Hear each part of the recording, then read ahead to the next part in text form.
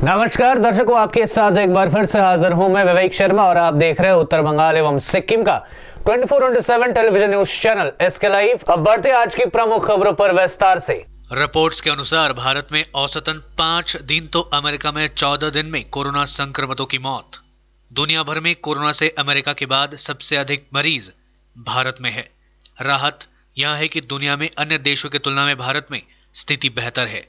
University of California वर्करेल द्वारा भारत में 95,000 मरीजों और करीब 6 लाख कॉन्टैक्ट ट्रेसिंग के मामलों के अध्ययन में पता चला है कि भारत में अस्पताल में भर्ती होने के 5 दिन बाद मरीजों की मौत हो गई, जबकि अमेरिका में अस्पताल में भर्ती होने के बाद मरीज की मौत होने में 14 दिन का समय लगा।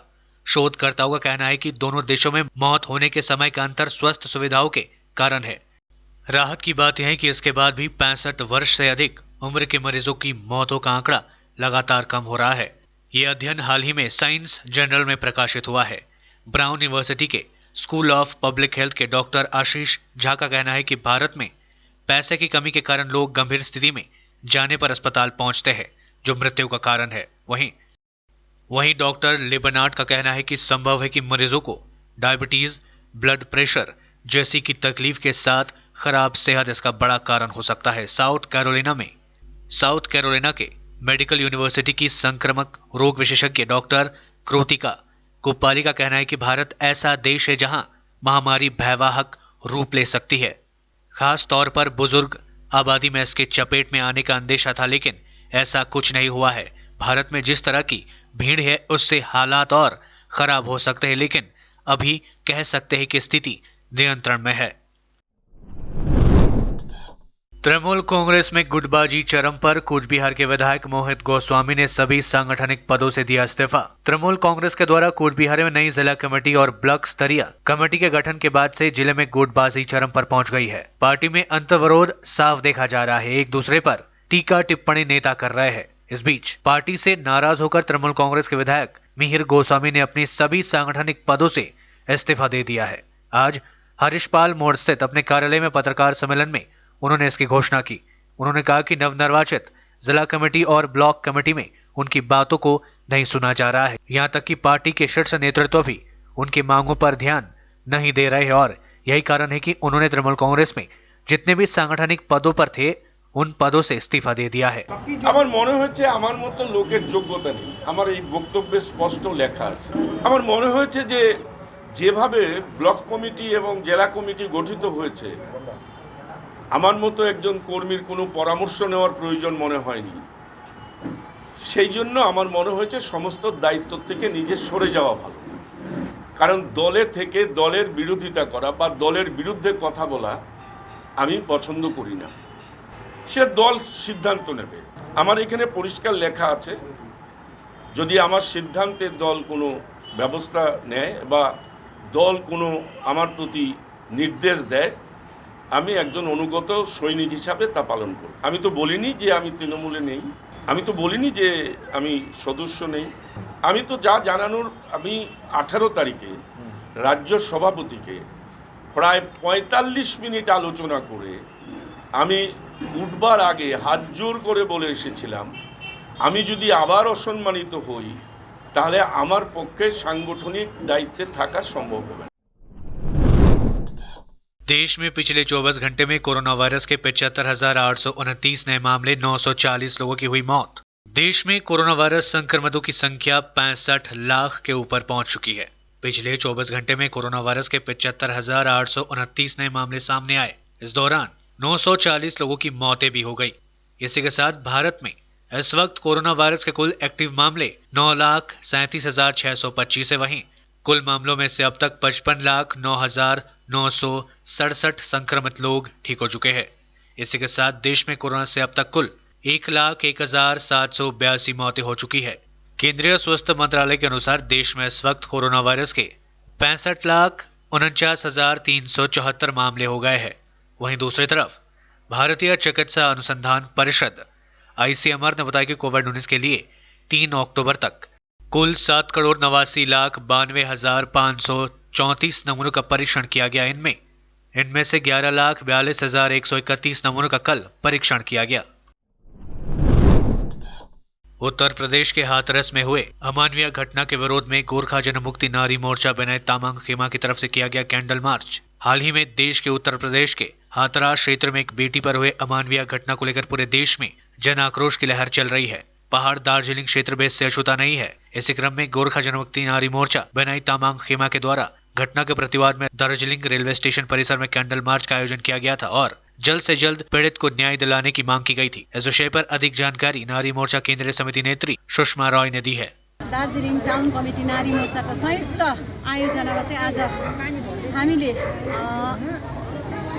14 सेप्टेम्बरको दिन जुन चाहिँ हाम्रो मनिषा बाल्मीकि माथि जुन चाहिँ प्रकारको है अमानवीय एउटा के अरे घटना घटेर गयो है, सामूहिक ल्याङ्ग्वेज पनि भन्नु अब यसरी मुखबाट निकाल्नु मन नपर्ने तरिकाको घटना घटेर गयो र सामूहिक दुष्कर्म भइसकेपछि है 14 सेप्टेम्बरको दिन भइसकेपछि बिचारा मनिषा बाल्मीकिले 15 दिनसम्म आफ्नो जीवन र मरणसँग जुझेर 29 सेप्टेम्बरको दिन प्राण त्यागेको जुन चाहिँ खबर प्रेस मिडिया हजुरहरू त सबैलाई विस्तृत जानकारी भएकै कुरा हो है।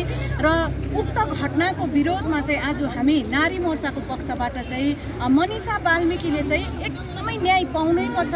अघि आरोपीहरूलाई चाहिँ एकदमै ठुलोभन्दा ठुलो सजाय, फाँसीको सजाय हुनुपर्छ भन्ने हामी नारी मोर्चाको पक्षबाट हाम्रो भनाइ छ र आज हामी क्यान्डल मार्च गरेर स्टेसनबाट यहाँबाट हिँडेर चौरस्तातर्फ हामी प्रस्थान गर्छौँ र चौरस्ता पुगेपछि हामी त्यहाँ प्रार्थना सभा गरेर मनिषा बाल्मीकिको आत्माले शान्ति पाउन् भनेर ईश्वरसित प्रार्थना सभा राख्दै सरकार समक्ष गुहार लगाउन चाहन्छौँ कि विशेष गरेर आरोपीलाई चाहिँ एकदमै झट्टैभन्दा झट्टै फाँसीको सजाय भएको हुनुपर्छ। अघि जुन चाहिँ देशमा चाहिँ आज राम मन्दिर निर्माण भइराखेको छ त्यो देशमा चाहिँ यहाँनिर सीताहरणको कार्यहरू लगातार रूपमा अगाडि बढेर गइरहेको छ। अघि हामी महाभारतको पौराणिक कथालाई लिएर अगाडि बढ्छौँ। हामी हिन्दू धर्ममा विश्वास राख्ने, म स्वयं पनि हिन्दू धर्ममा विश्वास राख्ने हिन्दू धर्मावलम्बीमा पर्छु अनि महाभारत पनि मैले पढेको। महाभारत गाथाहरू हामीले धेरै पुरानो हाम्रो बाउ आमा बाजे बोजूदेखि हामीले सुन्दै आएका छौँ, गीताको सारहरू सुन्दै आएका छौँ। तर त्यही हिन्दू धर्ममा विश्वास राख्ने यो देशमा चाहिँ आज द्रौपदीको चिरहरण जस्तो बलात्कार जस्तो घटनाहरू चाहिँ दिनौँ दिन बढेर गइरहेको जुन चाहिँ सत्य कुराहरू हामीले महसुस गर्दैछौँ। र दार्जिलिङ पनि मनिषा जस्तो एउटा चेलीको लागि, छोरीको लागि एउटा जुन चाहिँ हाम्रो 19 वर्षीय कलकलाउँदो उमेरमा आज बलात्कारको शिकार बनिन्, दुष्कर्मको शिकार बनिन्, त्यो छोरीले न्याय पाउन् अनि उसको न्यायको निम्ति चाहिँ समग्र पहाड नै आज हामी उसको साथमा छौँ भन्ने एउटा मेसेज हामी दिन गइराखेका छौँ। र अब हामी यहाँबाट यो र्याली लिएर चाहिँ चौरस्तातर्फ प्रस्थान गरेर हामी फेरि चौरस्तामा प्रार्थना सभामा हामी परिणत गरेर हामी हाम्रो यहाँबाट पनि सरकारलाई गुहार लगाउँदै कतिवटा मेसेजहरू दिने कार्यक्रमको निम्ति हामी अगाडि बढ्नेछौँ। बाँचेर उसको यहाँसम्म कि उसको शरीरलाई टुक्रा टुक्रा पारेर आज पारिसके पश्चात पनि जब उसको परिवारजनहरू एफआइआर गर्नु जाँदाखेरि आज उसको एफआइआर पनि लिएन। त्यो सरकारले जवाब दिनुपर्छ किन एफआइआर लिएन। त्यस पश्चात 8 दिन पछाडि जब उसलाई अस्पतालमा भर्ती गरिसकेपछि जब उसको मृत्यु भइसके पश्चात पोस्टमार्टमको रिपोर्ट लुकाउने काम भयो अनि त्यो शव जुन चाहिँ मरेको शव चाहिँ घरको परिवारलाई दिनुको बजाय पुलिसले कुनै कर्मकाण्ड बिना, हिन्दुत्व मान्ने सरकारले कुनै कर्मकाण्ड बिना आज एउटा लासलाई मैला जलाएको जस्तो गरेर बाटोको सडकको नालीमा जलाइदियो। यो कहाँसम्मको न्याय हो? कुरा त्यहाँ छ। बलात्कार गर्ने त घृणित कार्य गर्ने सजाय पाउनुपर्छ, तर जान्ने बुझ्ने तारा लाउने पुलिस अफिसर, डिस्ट्रिक्ट मेजिस्ट्रेट र चुनिएको सरकारलाई चाहिँ कोले चाहिँ जवाबदेही हुँदैन। हाम्रो माग छ त्यो सरकारलाई बर्खास्त गर्नुपर्छ जसले नागरिकको सुरक्षा होइन तर हत्यारा र क्रिमिनलहरूको सुरक्षा गर्छ। कुरा यहाँ छ। मैले यो भन्नु खोजेको कारण चाहिँ हेर्नुहोस्, तपाईँ र हामी पनि जुन सरकार उत्तर प्रदेशमा छ त्यही सरकारको छिटाहरू यहाँ पनि आएर तपाईँ र हाम्रो आँगनमा डुलिरहेको छ। त्यो सरकारको झन्डा बोक्ने कुतत्वहरू तपाईँ र मेरो आँगनमा आएर तपाईँ र मलाई लालच देखाएर यहाँबाट गएको छ। यो जुन प्रकारको काण्ड उत्तर प्रदेशमा गर्यो, यदि त्यही सरकार पश्चिम बङ्गालमा आयो भने, त्यही सरकार त्यही पार्टीले दार्जिलिङमा राज गर्नु पायो भने तपाईँ र मेरो चेलीहरूको हालत के होला? डेंगू के प्रकोप को रोकने के लिए कालियागंज नगरपालिका द्वारा व्यापक स्तर पर शुरू किया गया अभियान। वर्तमान में कोरोना वायरस के साथ साथ डेंगू का भी कहर बढ़ता जा रहा है और यही कारण है कि उत्तर दिनाजपुर कालियागंज नगर पालिका के द्वारा पूरे शहर में डेंगू की रोकथाम के लिए व्यापक अभियान शुरू किया गया है। लोगों को जागरूक कराने के साथ साथ साफ सफाई की भी व्यापक स्तर पर किया जा रहा है। प्रत्येक वार्डों में नगर पालिका द्वारा सफाई अभियान चलाया जा रहा है। लोगों को सावधान किया जा रहा है और कहीं पर भी जल को जमने नहीं दिया जा रहा है। इस बीच आज कालियागंज नगर पालिका के अधिकारी आशुतोष विश्वास और नगर पालिका के सैनिटरी इंस्पेक्टर सुरजीत कैरी 5 नंबर वार्ड के शांति कॉलोनी स्थित पीरताल मैदान में जंगलों को साफ करते हुए दिखाई दिए। यहाँ दोनों अधिकारी सफाई कर्मियों को साथ लेकर पहुंचे थे और सफाई कर्मियों के साथ खुद भी जंगलों को काटते हुए दिखाई दिए। इसमें लोगों में काफी उत्साह देखा गया। आम लोग भी सफाई के लिए आगे आ रहे हैं। नगर पालिका के प्रशासक कार्तिक चंद्रपाल ने बताया कि डेंगू के रोकथाम के लिए हर संभव कदम उठाया जा रहा है और आम लोगों को भी जागरूक किया जा रहा है। चूंकि साफ जल में डेंगू का लार्वा पैदा होता है, इसलिए लोगों को अनुरोध किया जा रहा है कि सतर्क रहे और अपने इलाकों में जल जमने ना दे। 17টি ওয়ার্ডেই একই কাজ হবে। তার মধ্যে যে ওয়ার্ডগুলো বেশি অপরিচ্ছন্ন আছে, যেমন এটা 5 আর যে কটা ওয়ার্ডের পার্টিকুলার ওয়ার্ডের নাম্বারগুলো আমি বলতে পারছি না, সেই ওয়ার্ড যেখানে বেশি নোংরা আছে সেখানে আজকে হবে এবং 17টা ওয়ার্ডেই একই কাজ চলবে। কোথাও আমরা নোংরা থাকতে দেবো না, জল জমা থাকতে দেবো না, মানে বিশুদ্ধ জল জমা থাকতে দেবো না, যেগুলো ডেঙ্গুর উপাদান। কালিয়াগঞ্জ পৌরসভার মধ্যে কি এরকম কোনো ডেঙ্গু ধরা পড়েছে কি? না, আজ অবধি কালিয়াগঞ্জ পৌরসভায় ডেঙ্গুর থাবা এখনও আমরা পাইনি। আমরা সেইতে চেষ্টা করছি যাতে আমাদের সেই ঐতিহ্য ধরে রাখা যায়। कृषि कानून के विरोध में पंजाब में राहुल गांधी की विशाल ट्रैक्टर रैली। आज 1000 पुलिस जवान किए गए तैनात। कृषि कानून के विरोध में और किसानों के समर्थन में कांग्रेस नेता राहुल गांधी आज पंजाब में विशाल ट्रैक्टर रैली करने जा रहे हैं। इस रैली में हजारों की संख्या में किसानों के शामिल होने की उम्मीद जताई जा रही है। रैली में 5000 ट्रैक्टर शामिल होंगे। रैली में कांग्रेस के मंत्रियों, विधायकों और सभी दिग्गजों को मौजूद रहने को कहा गया है। मोगा से शुरू होने वाली यह रैली हरियाणा के रास्ते दिल्ली में जाकर समाप्त होगी। रैली को लेकर कांग्रेसी और पंजाब का पूरा प्रशासन मैदान पर उतर चुका है।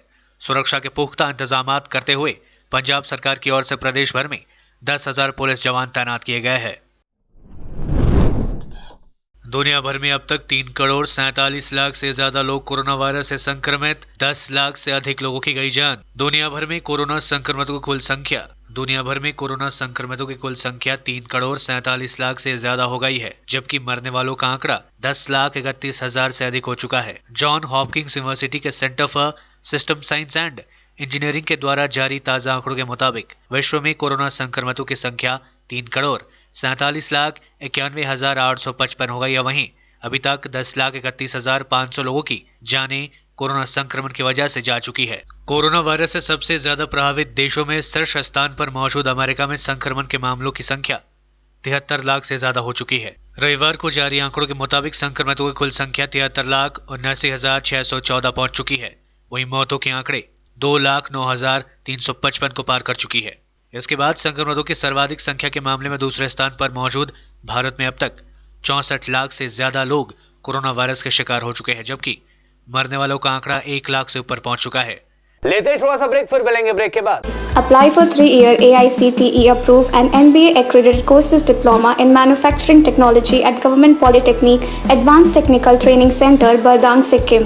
Good placement record in industries all over the country. Separate hostel facilities available for boys and girls. Scholarship shall be provided for outstanding students. Classes shall start from 6 October 2020.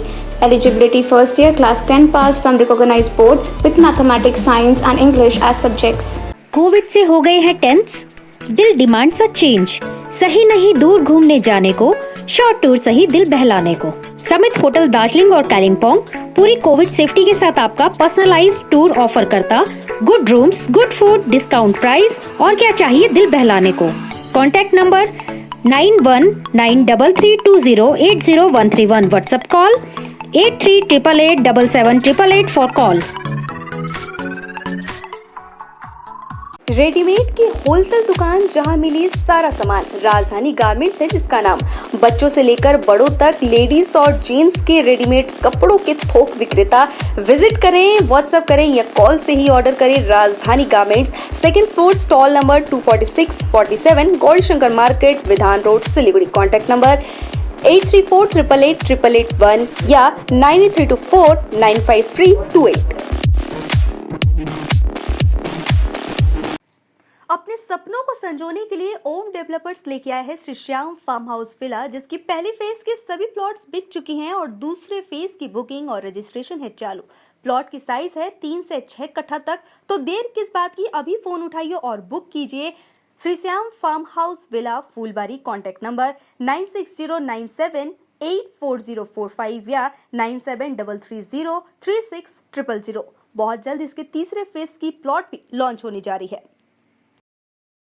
आज जहां कोरोना से सभी है परेशान, हम लाए हैं कमाने का तरीका आसान। 21वीं सदी में महिलाएं आत्मनिर्भर होकर स्वाभिमान के साथ जीना चाहती है। अगर आप एक गृहिणी हैं और घर से ही मुनाफे वाला व्यवसाय करने का सोच रहे हैं, तो आपके लिए सुनहरा मौका लाए हैं टपरवेयर के सिलीगुड़ी स्थित पूरे नॉर्थ बंगाल के डिस्ट्रीब्यूटर नारायणी पार्टी सेल्स। तो सोचिए नहीं, स्क्रीन में दिए गए नंबर में संपर्क कीजिए और विस्तृत जानकारी लीजिए। घर बैठे पैसे कमाए, आज ही फ्री मेंबरशिप लीजिए, अपने सपनों को पूरा कीजिए। मुश्किल की इस घड़ी में आपका साथ ही सिर्फ टपरवेयर के लिए एसके लाइव ही बेस्ट ऑप्शन है। एसके लाइव का इस क्षेत्र में 24 घंटा टेलीविजन, एंड्रॉइड ऐप और वेबसाइट पर प्रसारण होता है। सोशल मीडिया पर भी हम उपलब्ध हैं। हमारी व्यूवरशिप 9 लाख से अधिक है। सिक्किम, हैथवे और NXT डिजिटल पर, दार्जिलिंग और कालिम्पोंग में दोनों हैथवे और CCN सेटअप बॉक्स पर, तलामपुर से लेके मैनागुड़ी हैथवे पर, सिटी केबल पर सिलीगुड़ी और आसपास, नक्सलबाड़ी से पानी टंकी तक NXT डिजिटल में। तो सोचिए नहीं, कॉल करें 7908554308। ब्रेक के बाद आपका फिर से स्वागत है। बढ़ते हैं खबरों की तरफ। दहशतगर्दों की साजिश नाकाम। दिल्ली में आतंकी हमला करने पहुंचे 4 संदिग्ध आतंकी गिरफ्तार। बड़ा धमाका करने की थी योजना। दिल्ली पुलिस के स्पेशल सेल को बड़ी कामयाबी मिली है। स्पेशल सेल के जवानों की मुस्तैदी ने दुर्गा पूजा के पहले दिल्ली को दहलाने की साजिश नाकाम कर दिया है। स्पेशल सेल ने 4 आतंकियों को गिरफ्तार किया है। ये सभी आतंकी गजवत उल हिंद से ताल्लुक रखते हैं। मिली जानकारी के अनुसार हाल ही में अलकायदा ने इस संगठन को बनाया है। ये सभी आतंकी 29 सितंबर को दिल्ली आए थे। यहां आकर उन्होंने हथियार और कारतूस जुटाया। इनकी योजना के खुलासे के बाद से दिल्ली पुलिस सहित कई सुरक्षा एजेंसियां अलर्ट हो गई थी। दिल्ली पुलिस से मिली जानकारी के अनुसार ये देश की राजधानी में आतंकी हमले के फिराक में थे। चारों के पास से 4 पिस्टल, 120 कारतूस बरामद किए गए। दिल्ली पुलिस के स्पेशल सेल ने गजवत उल हिंद आतंकी संगठन के 4 संदिग्ध आतंकियों को ITO रिंग रोड से गिरफ्तार किया है। यह अलकायदा का नया संगठन है। चारों जम्मू कश्मीर के रहने वाले हैं। इनकी योजना दिल्ली में आतंकी हमले को अंजाम देने की थी। हमले के लिए इन्होंने दिल्ली में हथियार व कारतूस जुटा लिए थे, लेकिन त्योहार से पूर्व सक्रिय स्पेशल सेल की टीम ने पुराना पुलिस मुख्यालय से कुछ दूरी पर चारों को दबोच लिया और आतंकी हमले की इतनी बड़ी योजना को विफल कर दिया। चारों को कोर्ट में पेश कर पूछताछ के लिए रिमांड पर लिया गया है। गिरफ्तार किए गए संदिग्ध आतंकियों का नाम अल्फत अहमद डार, इशफाक मस्जिद, मुश्ताक अहमद गानी व अबीक शफीक है।